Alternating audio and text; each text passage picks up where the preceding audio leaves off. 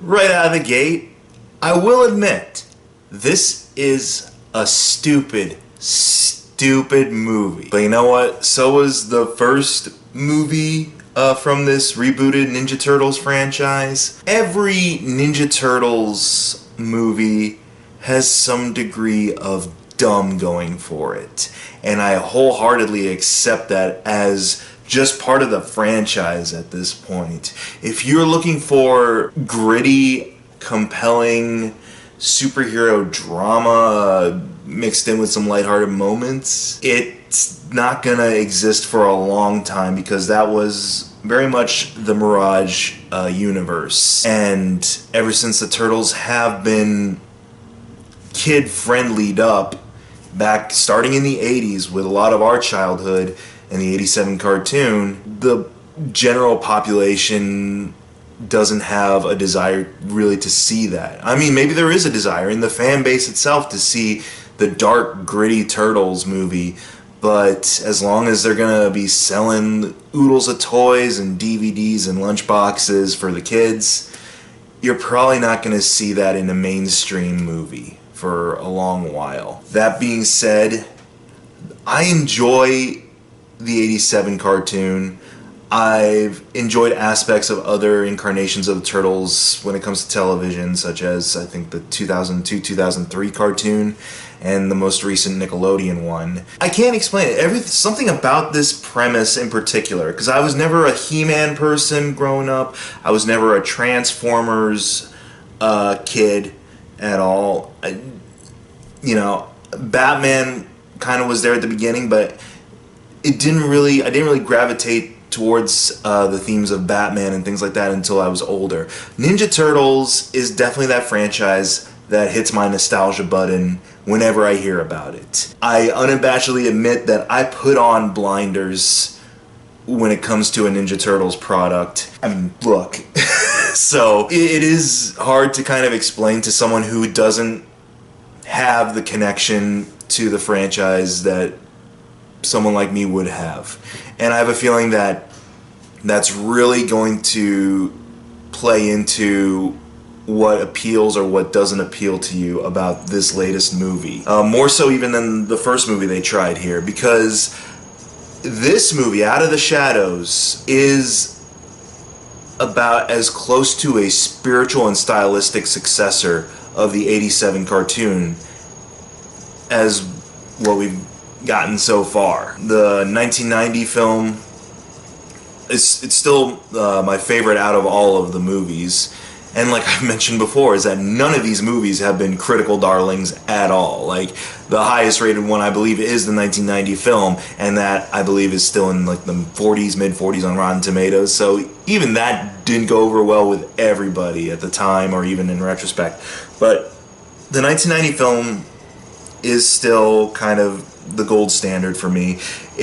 It combines elements from the comic and elements from the cartoon well. Doesn't get carried away too much with the story, and is very character driven and is very enjoyable. I'd say the 2007 CGI film comes in second there. It's a little bit darker. It's trying to take itself a little too seriously, I feel, at times, but it still has a lot of emphasis on character development and relationships in that film, so I can appreciate that about it. Then comes along Secret of the Ooze, that I acknowledge, this is very along the lines of this. It's dumb, but it's a fun kind of dumb. And Out of the Shadows would probably be lined up right along with Secret of the Ooze for me right now, just because, if anything, it's kind of lifting beats from Secret of the Ooze with the idea of, the Turtles gain some more allies, 2 mutants pop up to cause havoc. Honestly, that's about where the similarities end, except for like a Vanilla Ice song being dropped into the soundtrack at one point. This movie, again, is straight up the 87 cartoon. Even though the Mirage Turtles are kind of my all-time favorite incarnation, I do have a soft spot for the 87 cartoon, and I can appreciate the batshit and wacky that came with that universe and that world. It seems like this movie is very much lining up with a lot of the sensibilities of that show, in the fact that it is nonsensical, it is dumb, there is juvenile humor in it, but I don't feel it is really over the top offensive or annoying to certain degrees. And annoying is all relative too, because if you're unfamiliar with the antics of Bebop and Rocksteady from previous incarnations, they're gonna come off as annoying to you in this movie, no doubt. They're doofuses. They are dumbass henchmen. They played that very much so in the '87 cartoon. Constantly bumbling, constantly hogging spotlight when it came to lame jokes and things like that. That was a trait that was instilled in this property way before this came along. So their antics in this film didn't irritate or endear me either way. I was kind of like, yep, that's Bebop and Rocksteady, alright. And was just kind of more, I guess, appreciative of the fact that I'm like, well, at least this is what live action Bebop and Rocksteady would look like in this day and age. Okay, fine by me. The Turtles. I'm appreciative of the fact that the Turtles have more of a role in this movie, that they are the main characters in this movie, as opposed to, the first film where they kind of took supporting roles for an April O'Neil story. Leonardo is very no-nonsense in this. He makes a lot of command decisions that don't gel with the team. It's his conflict with everyone else in the team at one point because of what's been shown in the trailers, this purple ooze that for some reason they think can turn them into humans. I don't know how they know that it can do this, but it's one of those things that you would just embrace with the dumb of Ninja Turtles. But he makes a command decision that greatly impacts their effectiveness as a team. Everyone's getting in his face about it, and he vents a lot of frustrations to Splinter. It's like, how can I wrangle these guys together when they're all off with their own agendas? And I get that. They're the brief, kind of social interactions they have, because this thing clips along with action after action beat. It doesn't really let up. It didn't feel long in the tooth because of that, but it clipped along just fine. Raphael, I feel, is even more fleshed out than he was in the previous movie. I feel he was the turtle that got a lot of development in the last movie, and here the journey kind of comes full circle again. He still has some contention with Leonardo, and I've always kind of pointed out that the constant contention with Leonardo, for whatever small reasons throughout the franchise, does get a bit old. But here, where it is something possibly life-changing for them as a whole, and he has qualms about Leo essentially taking the choice out of their hands, I get that anxiety. I get that rage that he can feel towards it. So that feud is justified in this particular film. Michelangelo, who is still very much the jokester and prankster, and who, again, like Bebop and Rocksteady, if you're uninitiated to the world and style of the Turtles, his shtick can get old on you pretty quick. I feel in this movie there's a little bit more of a balance than even than the previous one, because they instill in him kind of this desire to want to be accepted. Out of all the Turtles, they all have this kind of yearning to want to be accepted by the outside world. But amongst all of them, Michelangelo is the one who expresses it the most. Like, he wants to actively seek out human interaction. He actively wants to seek out being a part of society more so than the rest. There is one kind of really effective moment where the Turtles get into police headquarters and they are revealed to the cops. And the cops are like yelling at them, telling them to freeze, calling them monsters. And they're obliging, and Michelangelo almost gets teary-eyed at being called a monster, and that does kind of resonate. And then when they return to the lair, he's uncharacteristically quiet and introverted and just withdrawn, and has this brief interplay with Splinter where he's just so despondent that the humans don't accept them. And then Splinter plays a stereotypical X-Men line. It's like, humans fear what they don't understand. You've heard that. You probably heard it the week before in X-Men Apocalypse. Donatello is very much the analytical one and comes up with kind of the cure-all for their solution, which plays into the team tension.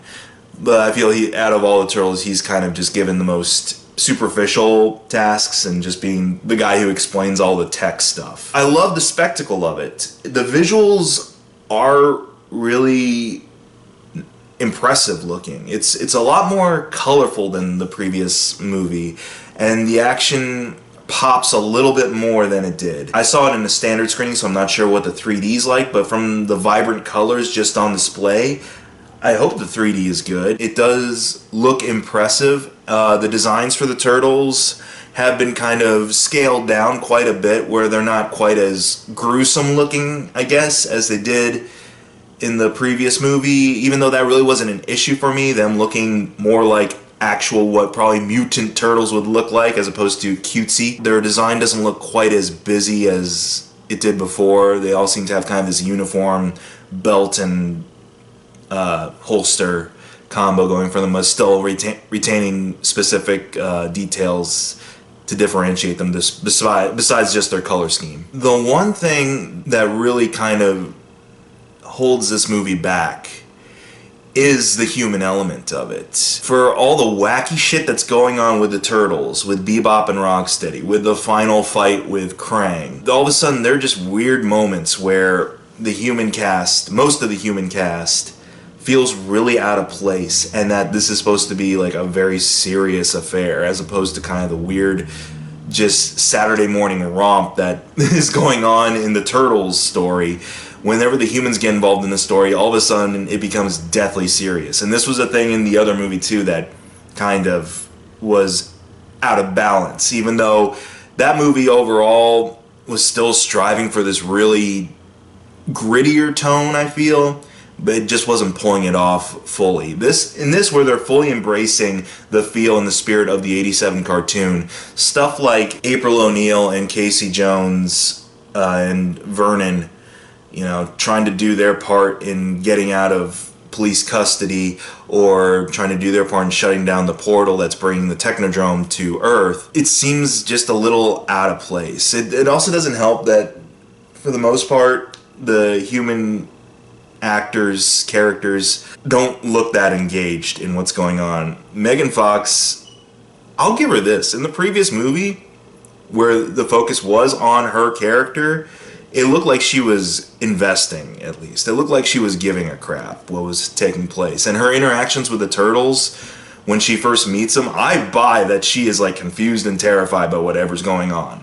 She's not a great actress, but at least she was investing in the previous movie. In here, where she's kind of just been resigned to sidekick of the Turtles and eye candy because we got to get her in a schoolgirl's outfit for reasons, it looks like she is phoning it in. And for Megan Fox phoning it in, that's pretty blatant. I gotta talk about Stephen Amell as Casey Jones. I like Stephen Amell and what I've seen of Arrow. I like the first 2 seasons of Arrow.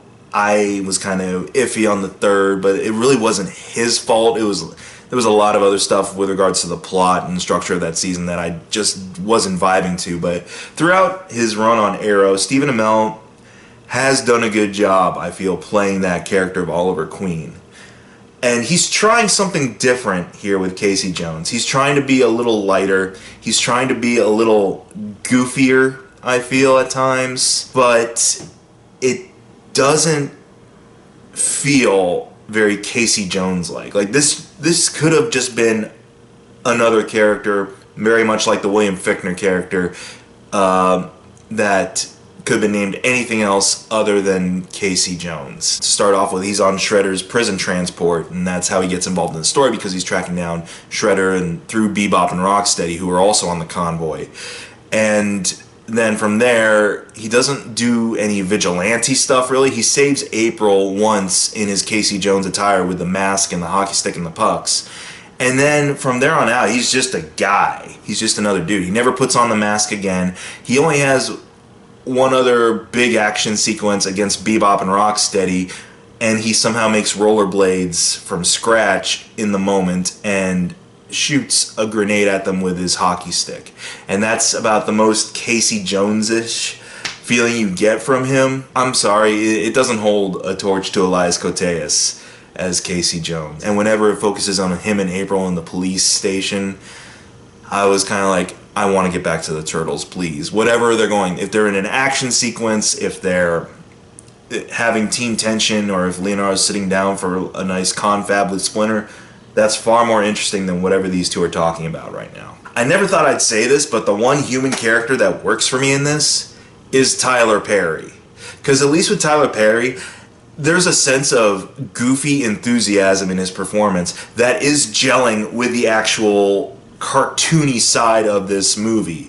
He feels like he should be in the 87 cartoon and in whatever the Turtles are doing. So I'll give Tyler Perry that, is that he is trying his darndest to be entertaining as hell and to be cartoony as hell. He's got this laugh that every time he does it, it doesn't make sense why the character would have this laugh, but again, it's just one of those batshit stupid things that happens in this Turtles movie where he is just kind of like, ha, ha, ha, ha. It's almost like a Fat Albert laugh, but it's really like tempered down. I kind of smirk every time he does it because I'm just like, okay, that's this character's tick, obviously. Lex Luthor had his meh, meh, but like wherever that happened in Batman v Superman, it would feel wildly out of place. Here, where you've got CGI turtles skateboarding down building sides, and you got a rhino and a warthog riding motorcycles, I can buy that Tyler Perry's Baxter Stockman exists in this world. Never thought I'd give Tyler Perry kudos outside of Gone Girl,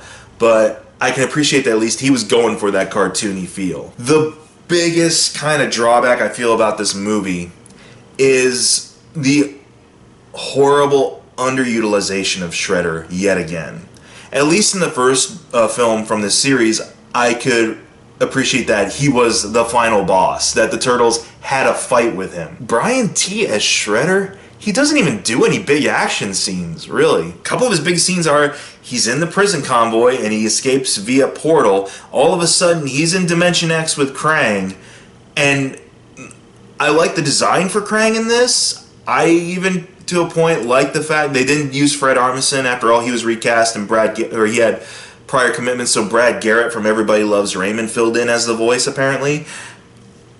I kind of dug Brad Garrett's voice as Krang. I dug the design of the creature, but Krang feels really kind of squished in here, literally, figuratively, whatever you want to say. Shredder is transported to Dimension X into the Technodrome, I guess, and Krang just pops up from out of the shadows. There's no build up to his involvement in the movie. Shredder's just plops in, then all of a sudden out comes Krang saying, "You've got to do this, this, this, and this to bring my Technodrome to Dimension X." And Shredder just immediately is like, "Yes, I will do this for you, creature I just met." Again, it's one of those batshit stupid things. But with regards to Shredder, this kind of ends a lot of investing in Shredder at this point. He had his big jailbreak, then he meets up with Krang, and then from there on out, he's another glorified henchman who's kind of just seeking out the pieces of this dimension hopper thing that can bring the Technodrome to Earth. Plot's not really that big an issue in this movie. But he doesn't even get a big fight scene with the Turtles. He doesn't really have much to do. He's literally put on ice by Krang before the big fight scene at the end. He's tabled for, I guess, another sequel. He barely registers annoyance with Bebop and Rocksteady when they're mutated. He seeks them out, he mutates them, and then they're in the background being goofy as hell. But he barely, not like what Shredder in the 87 cartoon would do, where if they were bungling around, he'd put them in their place. He'd check them. He'd get fed up with their antics and would be like, "Stop this, you bumbling buffoons," and stuff like that. Stuff that the dad from Fresh Prince would go to town on vocally with insults. The most he does is he shoots Karai, his I guess daughter in this movie. I can't remember what exactly her relationship to Shredder is. He shoots her like a raised eyebrow at them eating spaghetti out of barrel drums. Like, that's the most you see Shredder kind of emote in response to these stupid mutants, is just him going, arguably the biggest turtle villain in the Turtle universe is iced immediately and relegated to a supporting role. I wholeheartedly acknowledge this is a bad, dumb movie, but to see live action interpretations of things I never thought I would see a live action interpretation of, to see the Turtles battling a giant Krang bot in the Technodrome, to see Bebop and Rocksteady taking on the Turtles with a giant tank down a river rapid. Yeah, this is just my pure nostalgia trip talking, but I can't get mad at this movie. I'll acknowledge it's stupid. I'll acknowledge it gets to idiotic at times, but at least it's entertainingly idiotic, and I can't get pissed at something that is showing me a giant mutant rhino and warthog beating up turtles. Stuff like the original 1990 Turtles, I still enjoy. I can enjoy it as pure nostalgia food, but also I can enjoy it as a film. But with this one, it is purely the nostalgia trip for me. That's why I'm saying, as a Turtles fan, if you are a fan of the Turtles, especially if you're a fan of the '87 cartoon, this movie, I mean, it delivers on that front. It's not promising anything else. It doesn't have loftier ambitions like, say, Civil War, X-Men Apocalypse, or even Batman v Superman. It doesn't have that motivation, I want to say, to be more than just entertainment. If you're a fan of the Turtles and wholeheartedly just embrace everything great and everything terrible about this franchise, this isn't going to be the death blow for you. This isn't going to be the be-all end-all of you not liking Turtles. It does its job, and it's in and out. It's got some funny moments at times. I appreciate the fact that the Turtles are the actual focus of the movie now, and just for the fact that it's giving me all this crazy I grew up watching in a live action film, I can at least respect the ambition of it and appreciate and enjoy it. So I know that it feels like there was a lot of negative surrounding some positive compliments here and there. It's mixed feelings, honestly. I have mixed emotions about this movie. It's not one of my all-time favorite movies of the year by far. At the same time, I wasn't hating being in the theater watching this, so it's not going to be one of my worst. It's just there for me, and it did its job and entertained me for the hour and 40 minutes that I was there, and made me kind of, yeah, have good feelings again towards this silly, stupid franchise. I liked it for what it was, and that's about as big of a recommendation as I can give.